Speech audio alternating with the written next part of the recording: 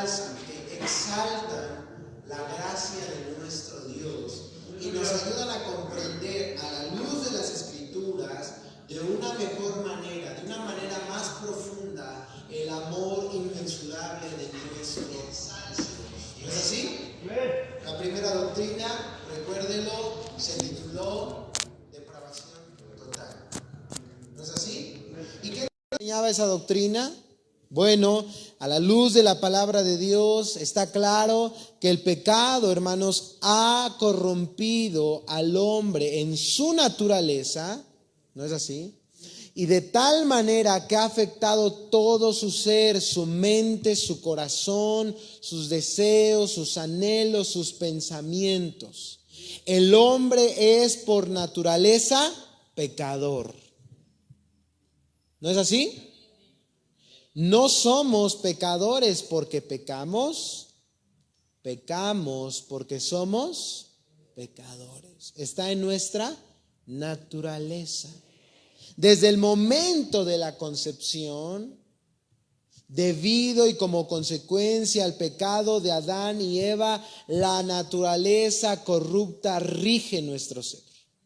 Y cuando nacemos, no tardamos en manifestar esa naturaleza caída, ¿no es así? Y entonces ahí no solamente somos por naturaleza depravados, sino también pecadores por elección, porque el hombre manifiesta en su vida esa tendencia y amor por el pecado y ese aborrecimiento hacia la luz, hacia la palabra de Dios, hacia Dios mismo.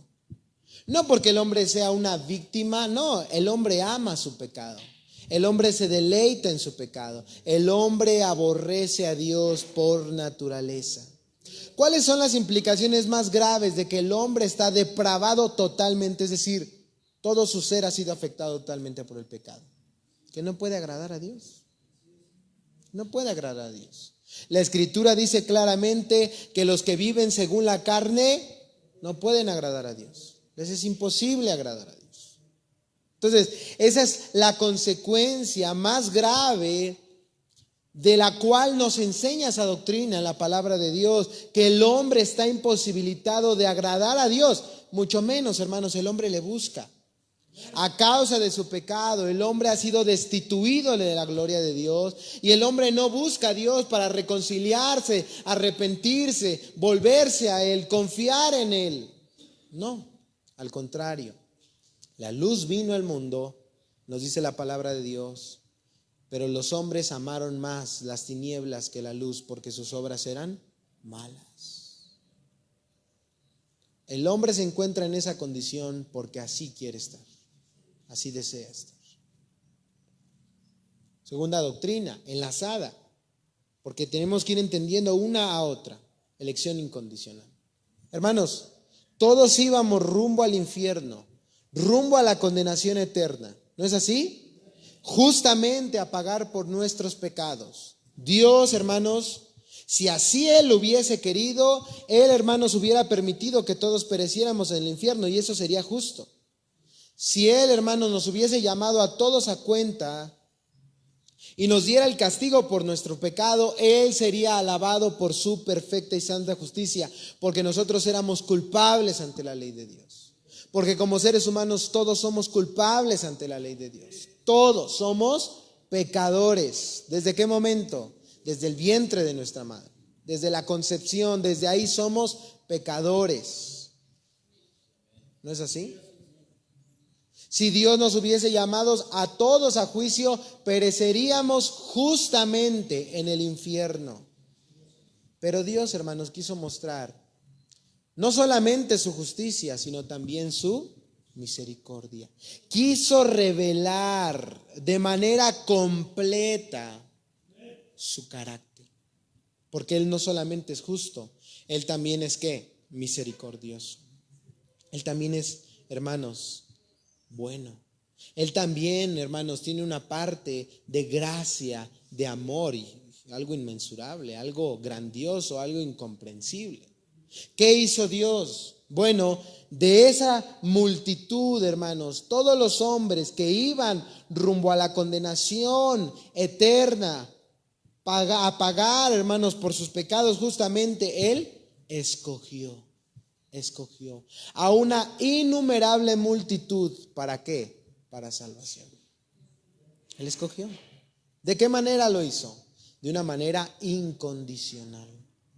Él no escogió en base a nuestros méritos, a nuestras virtudes, porque no había virtud en nosotros. Dios escogió a pecadores. Dios escogió a impíos. ¿Desde cuándo? Desde antes de la fundación del mundo. ¿Por qué? ¿Por algo en nosotros? No, solamente, hermanos, por su perfecta y buena voluntad, por su misericordia, por su gracia, por su amor, porque Él así lo quiso, hermanos, para mostrar su misericordia y ser alabado no solamente por su justicia, sino también por su gracia, por su amor, hermanos.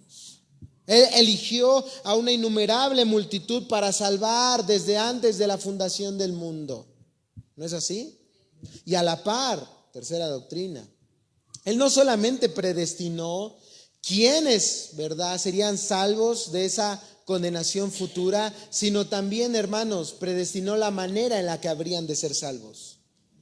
Él, hermanos, dio a su único hijo, la vida de su único hijo, para que muriese por todos sus escogidos. Cristo murió por sus escogidos, no para hacer meramente posible su salvación. Él vino a salvar a su pueblo.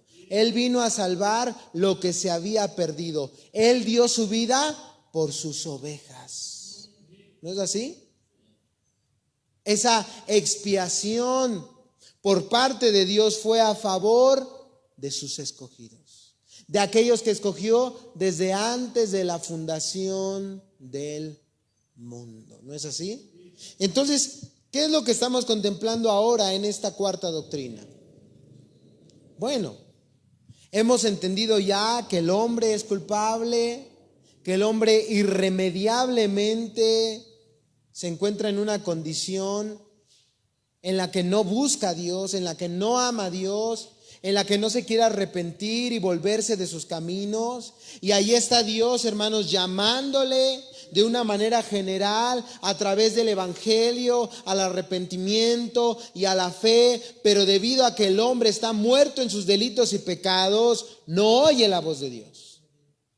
No se vuelve al Señor con todo su corazón. No se arrepiente de su mal camino. Al contrario, él huye de Dios. Para él las cosas del Espíritu de Dios, según 1 Corintios 2:14, ¿se acuerda? Son ¿qué? Locura. No las puede entender porque se han de discernir ¿cómo? Espiritualmente. El pecado ha impregnado tanto al hombre que todas sus facultades están corrompidas por el pecado.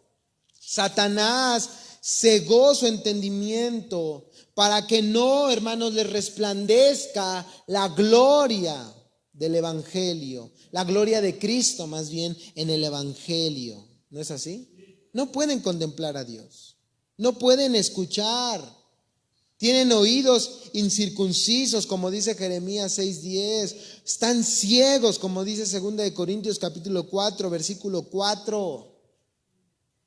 Entonces, Dios, hermanos, pudo haber dicho solamente, ahí están mis escogidos, ahí están, ¿verdad?, la expiación en Cristo. Bueno, yo ya hice el 99%, ahora tú haz el 1%. Ahora yo te llamo y tú responde. Hermanos, el hombre estaba muerto en sus pecados, o está muerto en delitos y pecados, ciego espiritualmente. Esperar la respuesta de un hombre ante el llamado de Dios es como esperar que un muerto resucite. Le hablemos, le gritemos, lo golpeemos, le echemos un balde de agua, hagamos lo que hagamos, ese hombre no va a responder porque ese hombre está ¿qué? Muerto. De la misma manera, hermanos, nosotros predicamos el evangelio. Es más, a nosotros nos predicaban el evangelio y no respondíamos. ¿Por qué? Porque estábamos muertos en nuestros delitos y pecados. Pero como dice Efesios capítulo 2, pero Dios, que es rico en misericordia, por su gran amor con que nos amó, nos dio vida juntamente con Cristo. Por gracia sois ¿qué? Salvos. Nada menos que el poder sobrenatural y vivificador del Espíritu Santo es quien imparte vida al hombre muerto en pecado para que pueda contemplar la gloriosa majestad de Cristo en el Evangelio y así desearle de todo corazón. Y la semana pasada estábamos contemplando acerca de esto. Dios hace un llamado general. ¿Cómo es esto? A través del Evangelio. Él llama a todos los hombres al arrepentimiento y a la fe. Él no quiere que nadie se pierda, que todos procedamos al arrepentimiento. Él no quiere la muerte del impío, sino que se vuelva de su mal camino. Él hace un llamado general, ¿no es así? A través del Evangelio. Arrepentíos y convertíos porque el reino de Dios se ha acercado. Pero si hasta ahí quedase esa oferta, hermanos, ¿qué pasaría con todos nosotros? Iríamos rumbo al infierno, porque siempre rechazamos la oferta, hermanos, externa que Dios hace del Evangelio. Estamos muertos espiritualmente, estamos muertos. Ese llamado de parte de Dios es rechazado por el hombre natural, por el hombre no regenerado, a causa de su incredulidad, a causa de su terco corazón. Pero gloria a Dios, porque Dios hace un llamado eficaz. Ahí está la cuarta doctrina. Dios da una gracia irresistible para sus escogidos. ¿Cómo es esto? En el corazón de aquellos que Él predestinó para salvación. Una obra poderosa para vencer los efectos de la depravación, de la muerte espiritual. Y que de esa manera, hermanos, pueda llevarles al arrepentimiento y a la fe. Muchos son los llamados, pocos los escogidos. Lo contemplábamos la semana pasada, ¿no es así? Terminamos así la semana pasada. El Señor llama de forma efectiva a su pueblo. ¿Se acuerda? Según 1 de Pedro 2:9, de las tinieblas a su luz admirable. Según Hechos 2:39, la salvación es para cuantos el Señor llamare. ¿A qué les llama? Según 1 Corintios 1:9, a la comunión con su Hijo. Y según Romanos 1:6, para que pertenezcan a Cristo. Y según 1 Tesalonicenses 2:12, para que pertenezcan a su reino en gloria. Hermanos, cuando Dios llama a sus escogidos, lo hace de manera eficaz, poderosa, de una manera irresistible. No nos podemos resistir a su llamado. ¿Por qué cree que usted y yo, si usted ha creído verdaderamente en Cristo, estamos aquí? No fue porque nosotros buscamos a Dios, nos dimos cuenta que realmente necesitábamos a Dios, no. Fue Dios quien obró en nuestro corazón. Y es lo que vamos a empezar a contemplar a partir de esta semana y la siguiente. Porque mire, como yo le repito, mucha gente cree que nosotros le creímos a Dios y entonces Dios vino y obró en nuestro corazón. Pero la Escritura no enseña eso, hermanos. La Escritura enseña que si nosotros creímos a Dios, que si nosotros nos convertimos a Dios, que si nos arrepentimos y nos volvimos a Él en fe, fue porque Dios obró antes en nuestro corazón. Antes de que se lo pidiésemos, antes de que nos humillásemos. Así es la gracia, hermanos de Dios. Así es la misericordia de nuestro Dios. Si no hubiese sido por ese llamado eficaz, por esa gracia irresistible, déjame decirte que tu corazón y mi corazón seguiría duro como piedra. Que seguiríamos siendo cadáveres espirituales. Seguiríamos estando sordos, ciegos a la gloria de Cristo. Pero Dios, hermanos, obró de manera poderosa en nuestra vida. ¿Cómo? A través de la regeneración. Y es lo que vamos a contemplar hoy y la siguiente semana. Hoy el subtema es la fuente de la regeneración.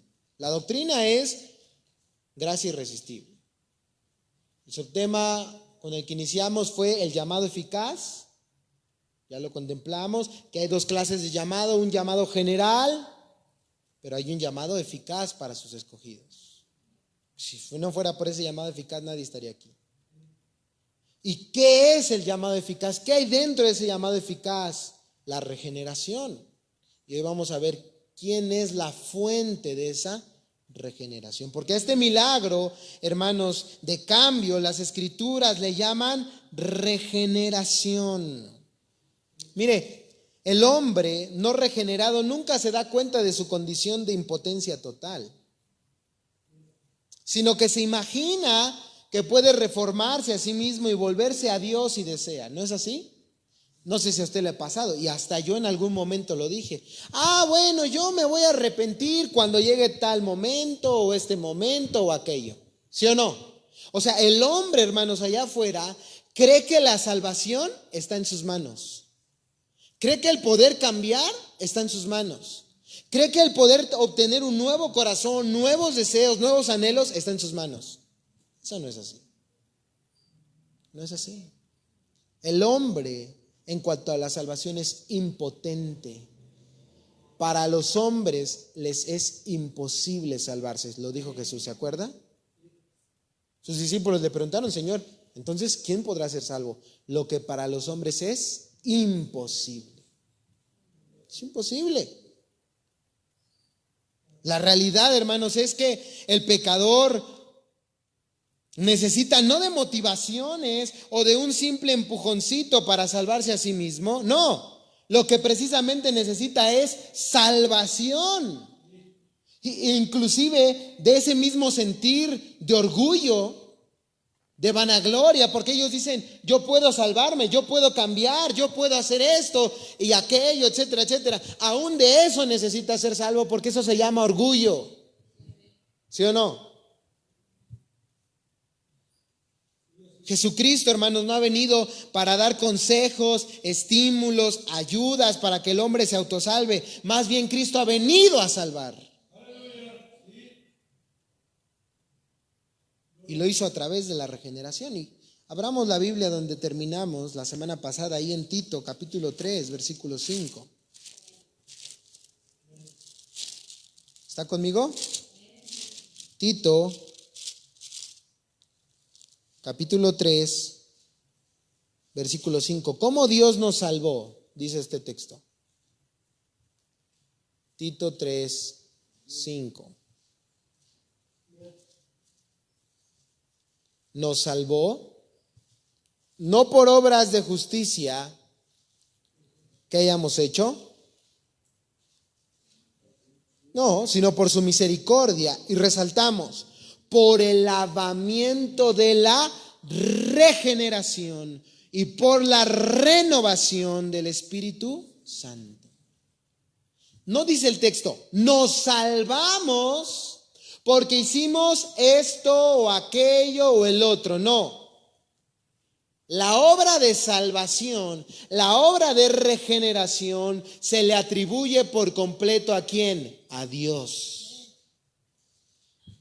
La regeneración es un don soberano de Dios, es un regalo que Dios otorga a quien Él quiere. Porque recuérdelo, esto lo hemos estado contemplando desde el principio de las doctrinas. Dios no está obligado a salvar a nadie, porque Dios no está tratando con justos, Dios está tratando con pecadores, con culpables, con gente que ha transgredido su ley una y otra vez. Aquí no se trata de justicia, porque justo es que todos pereciéramos en el infierno. Aquí estamos contemplando la misericordia y la gracia de Dios. La regeneración es un regalo que Dios da a quien Él quiere, que concede gratuitamente a sus escogidos, que solo Dios posee el poder para llevar a cabo esta gloriosa obra de regeneración. ¿Qué es la regeneración? En resumidas cuentas, porque lo vamos a estar contemplando a mayor detalle. La regeneración es una resurrección espiritual, si gusta notarlo. Una resurrección espiritual que es efectuada por el mismo poder que Dios obró en Cristo cuando le levantó de los muertos. ¿Se imagina qué poder es ese? Mire, acompáñeme a Efesios capítulo 1, versículo 19 y 20.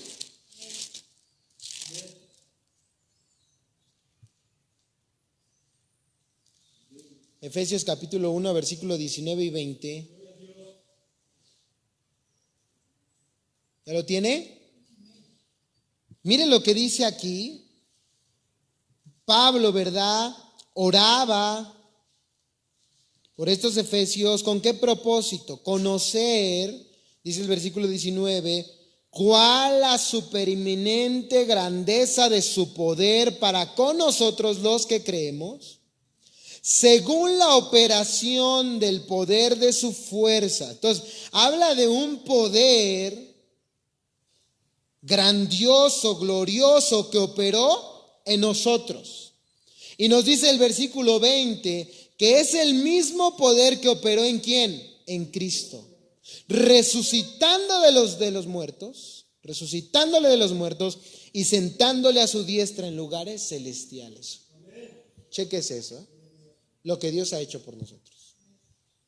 Con el mismo poder que Dios levantó a Cristo de entre los muertos, nos levantó a nosotros de nuestra muerte espiritual para darnos vida, darnos un nuevo corazón y de esa manera volvernos a Dios. Es un llamamiento, la regeneración es un llamamiento de las tinieblas a su luz admirable, como dice Primera de Pedro 2:9, usted lo conoce bien. Tinieblas, un lugar, hermanos, donde estábamos ciegos, perdidos, muertos, depravados. Y ahora, hermanos, nos ha llamado a luz admirable. Un lugar de vida, nuevo corazón, nuevos deseos, nuevos afectos. Hermanos, ¿alguna vez te has preguntado qué haces aquí a pesar de tu condición? Yo sí lo he hecho, la verdad. Porque yo luego contemplo mi vida, hermanos, y digo, Señor, ni siquiera merezco ser llamado tu hijo, Señor. ¿Por qué estoy aquí? Hermanos, es por el poder de Dios. Es por la misericordia de Dios, es por la gracia de Dios, hermanos. Si no fuera por eso, hermanos, yo ya estaría perdido. ¿Y usted? Es un pasar de muerte a vida. Mire la declaración ahí en el Evangelio según San Juan, capítulo 5, versículo 24. Juan 5, 24.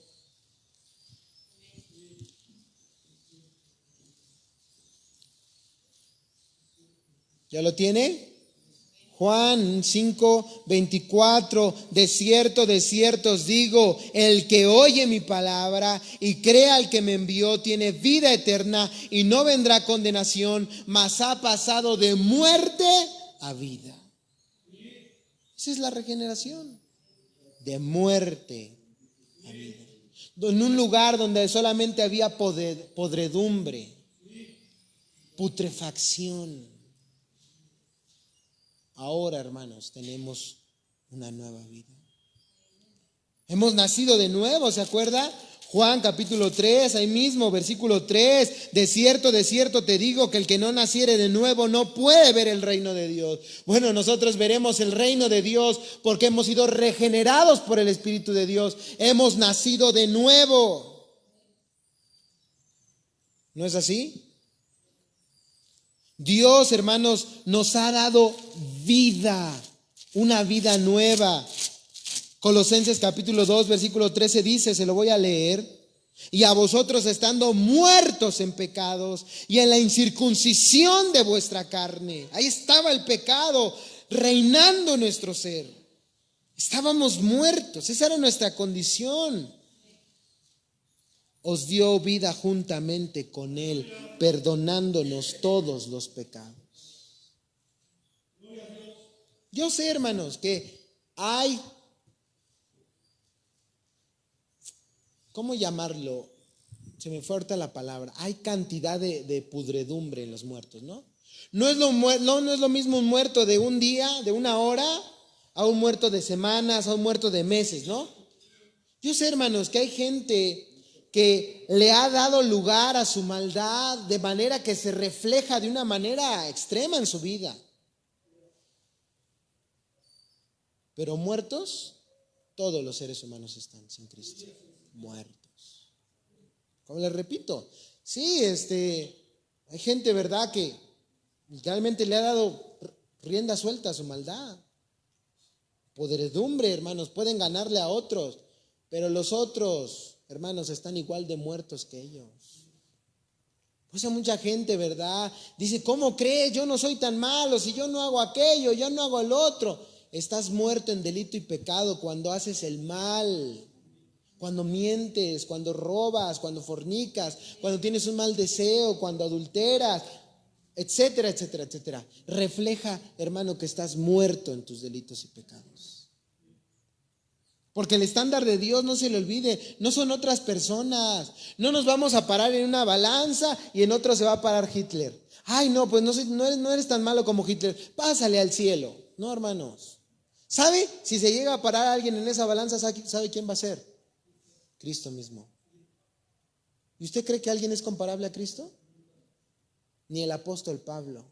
El apóstol Pablo dijo que de los pecadores, él era el primero. Él era el primero.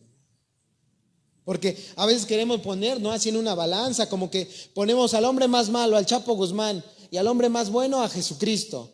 Pues ¿por dónde yo estaré? Pues aquí como por en medio. Y Pablo, no, pues más adelante. No, hermanos, todos estamos hasta allá, muertos en delitos y pecados. Porque comparado con la santidad de nuestro Dios, somos langostas. Aún nuestras mejores obras, dice la palabra de Dios, son como trapos de inmundicia delante de Él. Estamos muertos en delitos y pecados. No somos personas buenas haciendo a veces cosas malas, somos personas malas a veces haciendo cosas buenas. ¿Se acuerda por qué? Porque la imagen de Dios está en nosotros. Porque si no fuésemos creados a la imagen de Dios, ay, hermanos, ya quién sabe qué sería de nosotros. Solamente por la gracia y la misericordia de Dios. Pero si realmente, hermanos, nos examinamos a la luz de la Escritura, esta es nuestra condición. Estamos muertos. Somos pudredumbre andando. Cadáveres vivientes, como zombies solamente. Él quita nuestro corazón de piedra en la regeneración. Le digo, esto es un resumen de lo que vamos a estar viendo. Así que, hermanos, el que experimenta este cambio puede ser llamado una nueva criatura. Como dice 2 Corintios 5:7, ¿se acuerdan? De modo que si alguno está en Cristo, nueva criatura es. Las cosas viejas pasaron. He aquí todas son hechas. Entonces, como hemos podido comprobar, hermanos, el autor de este cambio radical en la naturaleza del hombre no puede ser él mismo. O sea, nosotros no podemos darle un cambio a nuestra vida, hermanos, como la regeneración por nosotros mismos. Solo el creador de toda la vida, incluida la vida eterna, Dios, es el único que puede obrar ese cambio en nosotros. La regeneración del alma es algo efectuado en nosotros y no una obra realizada por nosotros. O sea, es en nosotros, pero no es por nosotros. Es un cambio espiritual. ¿Y sabe qué? Ni siquiera somos conscientes en el momento en que ocurre. Piense, hermanos, trate de pensar en qué momento el Señor salvó su vida. La realidad, hermanos, es que ni siquiera lo sabemos. Fue un cambio, hermanos, sobrenatural. Un cambio, hermanos, poderoso en Dios. Yo sé mucha gente, ¿verdad? Ahí en su Biblia registra, no, pues yo nací de nuevo, la fecha tal, a la hora tal, con el segundo tal.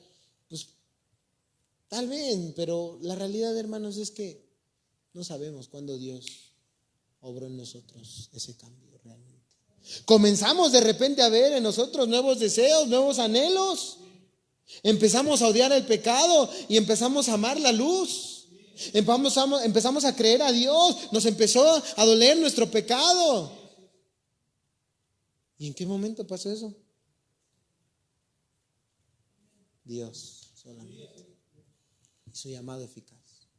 Porque éramos sus escogidos. ¿Porque éramos mejor que los demás? No. Hasta eso, hasta peor, a lo mejor peor que los demás. Porque lo vil y lo menospreciado escogió Dios. Mire, hay aspectos, hermanos, en la aplicación de la redención, no de la regeneración, de la redención, que requieren que los creyentes participen de manera activa. ¿Cómo es esto? Mire, por ejemplo, en la conversión, eso es parte de la redención, salvación. La fe y el arrepentimiento, la Biblia nos dice que son regalos soberanos de Dios, ¿sí o no? Él es quien concede arrepentimiento y Él es quien concede fe. Lo dice Hechos 11:18 y Efesios 2:8, por si gusta anotarlo y leerlo. Nosotros mismos debemos apartarnos del pecado y confiar en Cristo, ¿no es así? O sea, aunque Dios nos conceda fe, Él no crea el Evangelio por nosotros. Nosotros tenemos que creer al Evangelio, ¿sí o no? O por ejemplo, también, aunque el crecimiento espiritual del cristiano en santidad es una obra soberana del Espíritu de Dios, ¿sí o no? Según Filipenses 2:13, Él es quien produce en nosotros el querer como el hacer por su buena voluntad. Pero a la vez somos llamados a beneficiarnos de los medios por los cuales el Espíritu Santo nos santifica, a través de la oración, a través del estudio de la palabra, hacerlo con temor y temblor, como nos dice el texto. Es nuestra responsabilidad también, ¿sí o no? Pero la obra de la regeneración, de esto que estamos hablando, de un cambio de corazón, pasar de muerte a vida, la Biblia deja en claro, hermanos, que en la regeneración el hombre no hace nada. Absolutamente nada. Exactamente. No puede hacer nada. No hace nada porque no puede hacer nada. Recuérdelo, está muerto. En la regeneración, hermanos, el hombre es totalmente pasivo. Dios es el único agente activo que produce el milagro en el corazón del pecador. ¿Dónde podemos contemplar esto? Juan capítulo 3, lo vamos a recordar.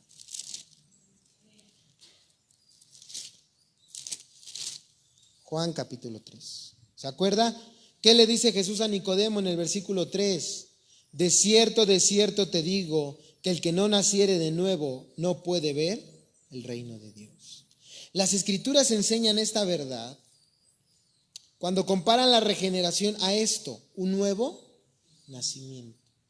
Esta verdad de que el hombre no hace nada en la regeneración, lo podemos contemplar aquí, cuando la regeneración es comparada a un nuevo nacimiento. ¿Cómo es esto? Mire, en la tierra, físicamente, un niño no contribuye nada a su concepción ni a su nacimiento.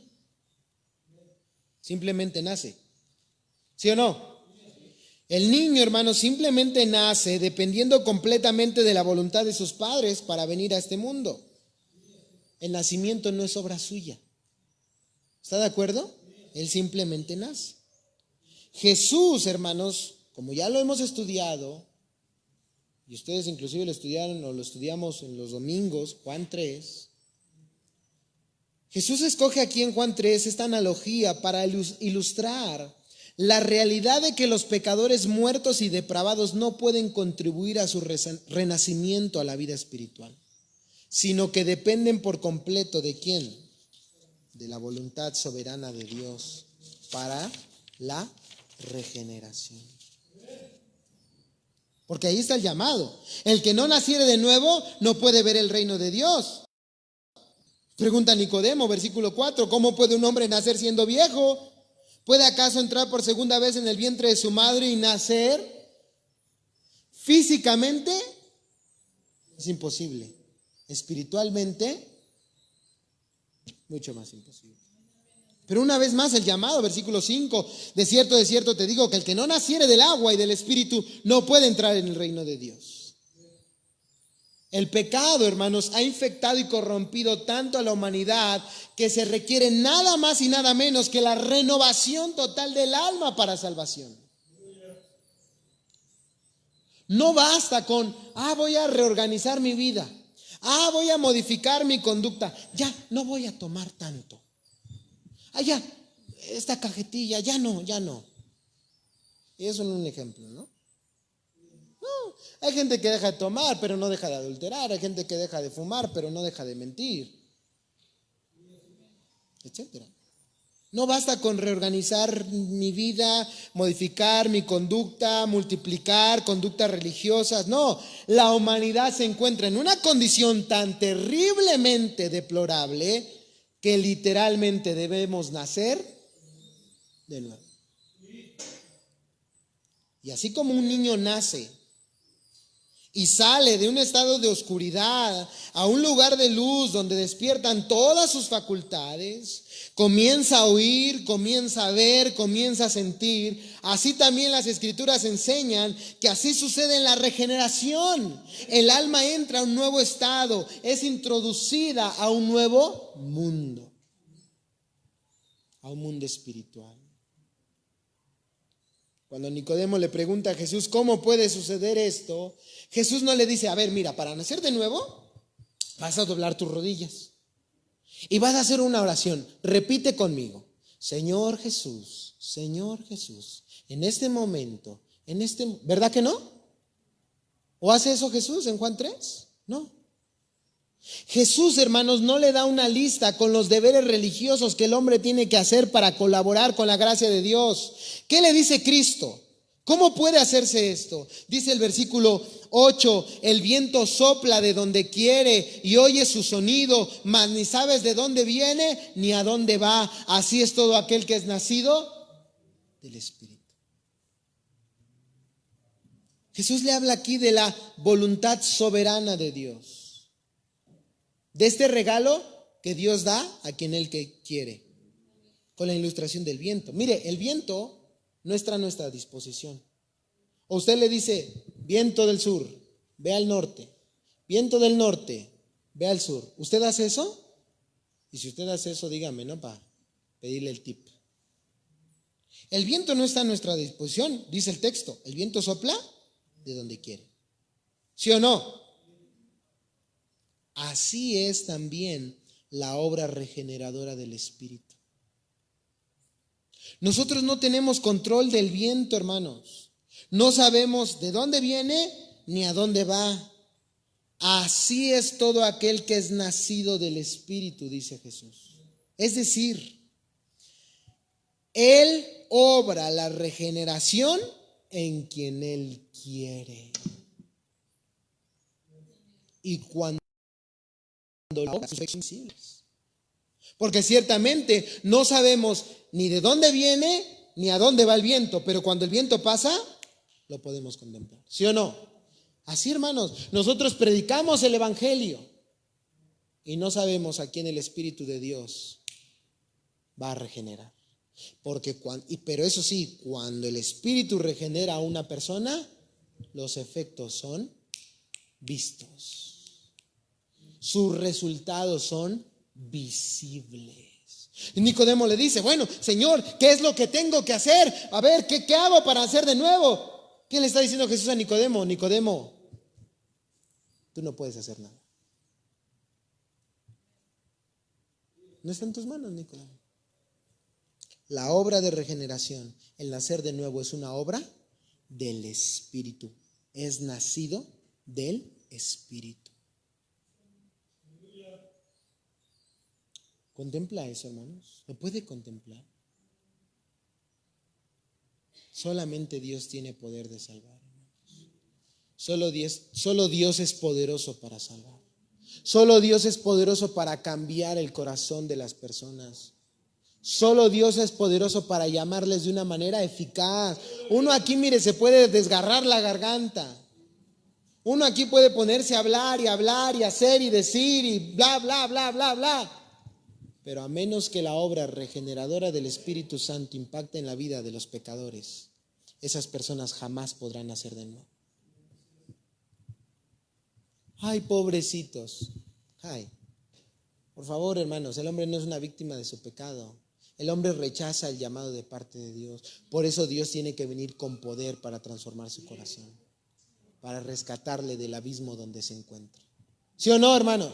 No somos víctimas. Somos culpables y por eso debemos estar agradecidos de que entre tantos Dios nos haya escogido a nosotros. Y Dios haya hecho esta obra en nosotros, en nuestra vida. El que no naciere de nuevo no puede ver el reino de los cielos. ¿Cómo puede un hombre hacer esto? Dice Jesús, es una obra del Espíritu. Es como el viento, no tienes control de ella, pero cuando el viento pasa, sus resultados son visibles. De la misma manera, la obra del Espíritu es sobrenatural, es milagrosa, es soberana. A quien Él quiere la da. Ahí mismo en el Evangelio de Juan, el apóstol Juan nos declara en el capítulo 1, versículo 13, que los hijos de Dios no son engendrados de sangre, ni de voluntad de carne, ni de voluntad de varón, sino ¿de quién? Sino de Dios. La Escritura, hermanos, declara que la regeneración es una obra exclusiva de Dios. Dice ahí que el hombre no nace de nuevo, no se convierte en hijo de Dios por sangre, es decir, por herencia. ¿No es así? Mire, yo soy creyente, pero aún así, mi hijo no nació creyente, mi hijo es un pecador. ¿Sí o no? Le he heredado la naturaleza pecaminosa. No es por sangre, el nuevo nacimiento. La unión de nuestro padre y madre solo pudo producir vida física, ¿sí o no? Y pecadores. Como Jesús mismo se lo dice a Nicodemo, ahí en Juan 3:6, lo que es nacido de la carne, carne es. Es lo único que tú y yo podemos producir, mi hermano. Carne. Pero la vida espiritual es lo que es nacido ¿de quién? Del Espíritu. Lo que es nacido del Espíritu, dice ahí Juan 3:6. Espíritu es.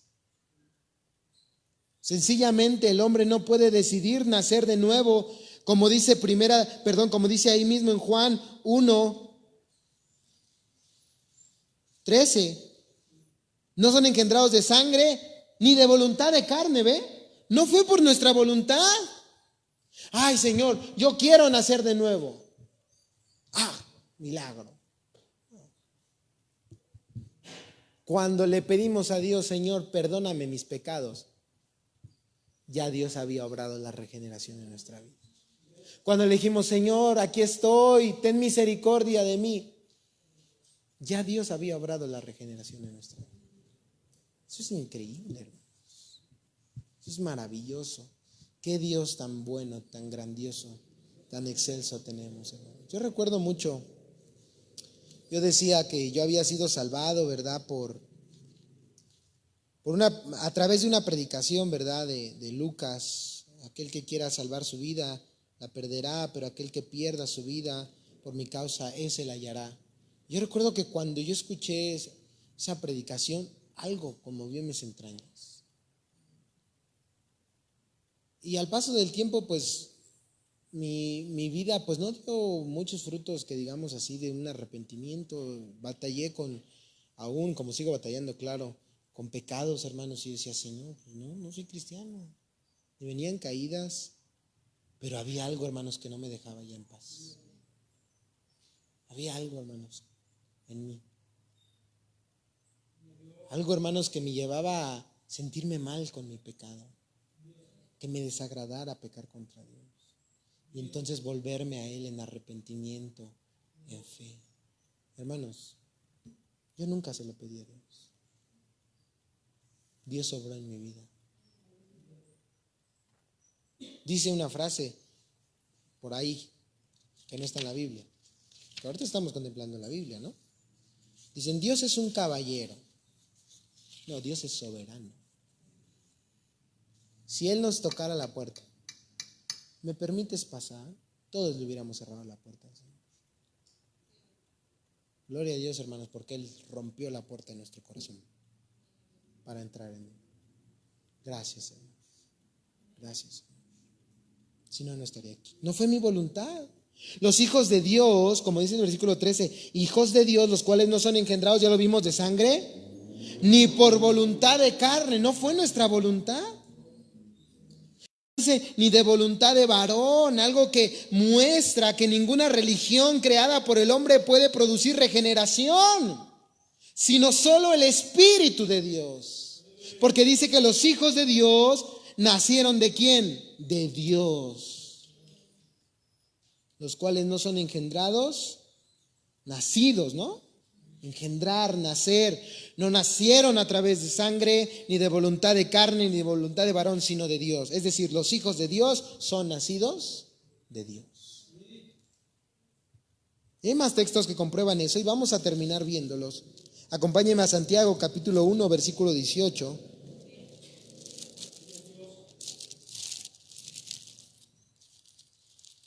Esto va a venir más profundo, hermanos. La siguiente semana, si Dios nos presta, hablando del Padre, dice el versículo 17, el Padre de las luces, en el cual no hay mudanza ni sombra de variación.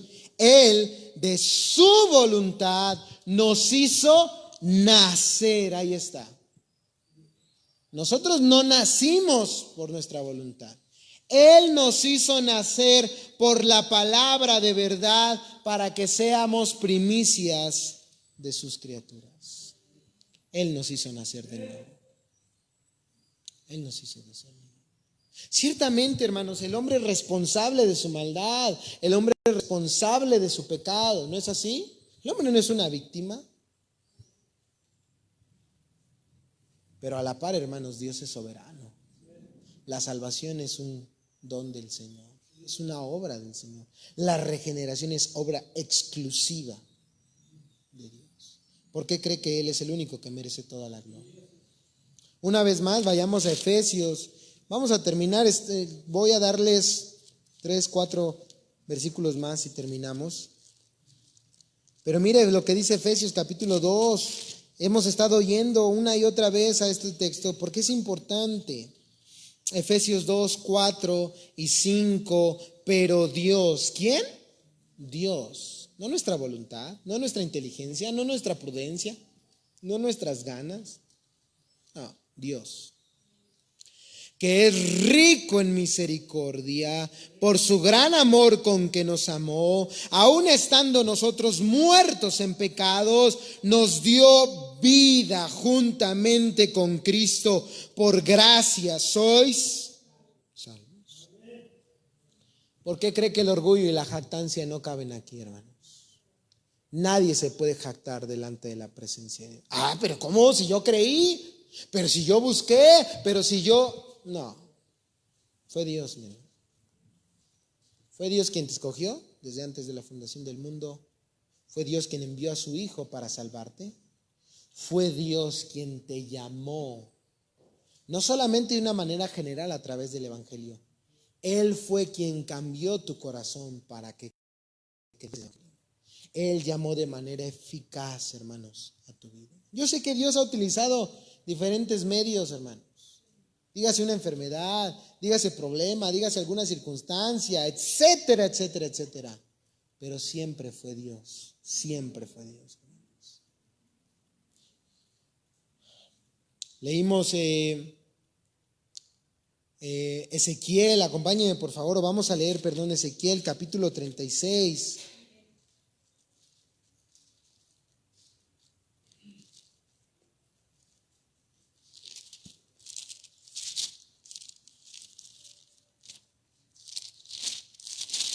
Ezequiel capítulo 36, mire lo que dice el versículo 25 al 27.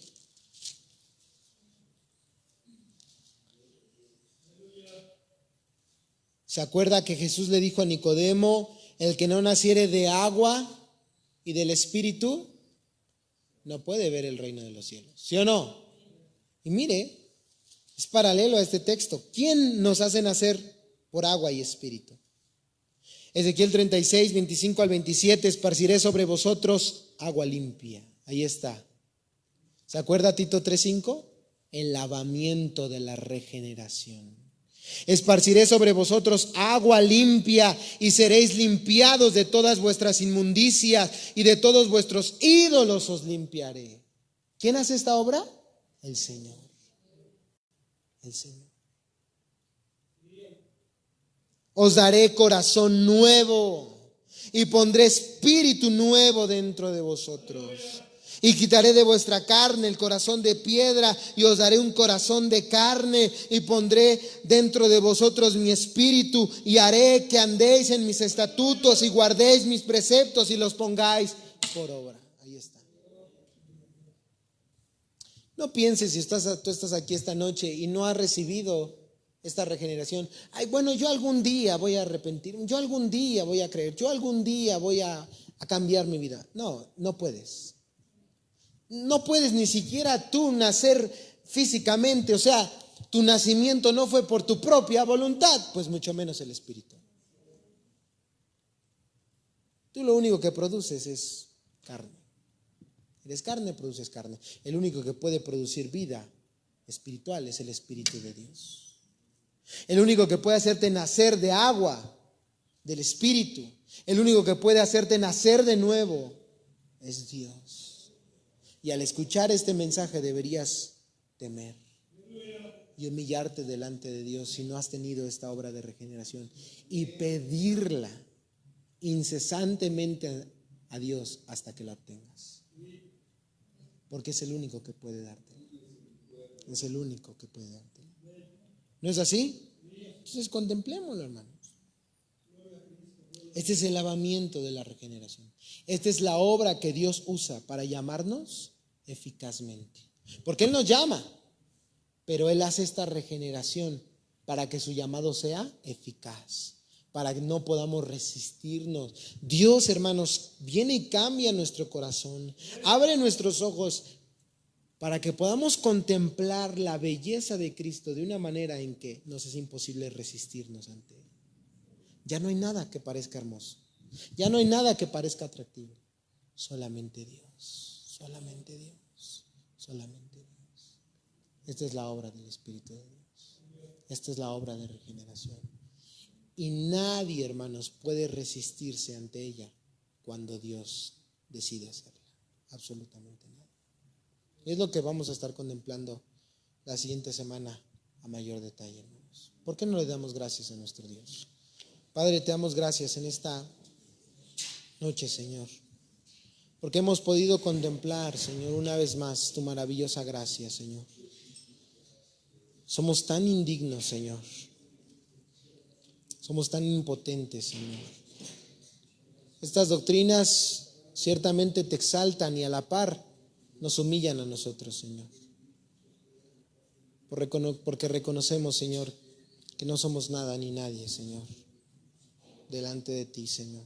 Si somos algo, es ser tu hijo, ser tus hijos, Señor. Y eso solamente por tu gracia y por este llamado eficaz que has hecho en nuestra vida. Solamente a través del poder de tu Espíritu Santo, Señor. Yo reconozco, Señor, que soy débil, Señor, soy carne, que solamente tú puedes obrar en el corazón mío, en el corazón de mis hermanos y en todo aquel, Señor, que no tenga vida, Señor, espiritual en su alma, Señor.